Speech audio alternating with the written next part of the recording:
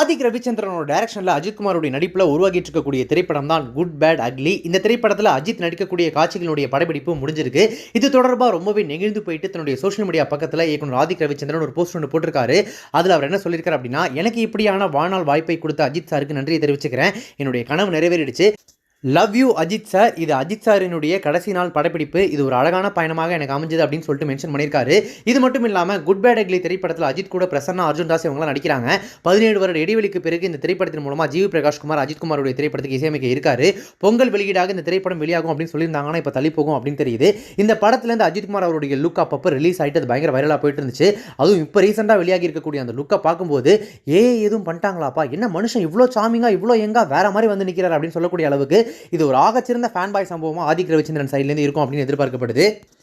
இதற்கிடையில் கேஜிஎஃப் திரைப்படத்தின் மூலமாக பிரபலமான நடிகர் அவினாஷும் இந்த திரைப்படத்தில் முக்கியமான கதாபாத்திரத்தில் நடிச்சிருக்காரு. அவரும் கடைசி நாள் படப்பிடிப்பின் அப்போ சோஷியல் மீடியாவில் ஒரு போஸ்ட் ஒன்று போட்டிருக்காரு. என்ன சொல்லியிருக்காரு அப்படின்னா, உங்களுடைய ஹீரோவை சந்திக்காதீங்க அப்படின்னு சொன்னவங்கலாம் அஜித் சார் போன்ற ஹீரோவை சந்திச்சிருக்க மாட்டாங்க. அவர் ஒரு ரூம்குள்ளே நுழையறதுக்கு முன்னாடியே மற்ற எல்லா ரூம்குள்ளேயும் அவருடைய எனர்ஜி போயிட்டு அப்படியே கம்ப்ளீட் பண்ணிடுது. அவருடைய அன்பும் பண்பும் அவர் போனதுக்கு அப்புறமா அந்த அறையிலேயே நீடிச்சிருது. இந்த படத்தின் வாய்ப்பை எனக்கு கொடுத்த ஆதிக் ரவிச்சந்திரனுக்கு நன்றி. இந்த திரைப்படம் முழுவதும் அவர் என்னை பயன்படுத்திய விதம் எனக்கு ரொம்பவே பிடிச்சிருந்தது.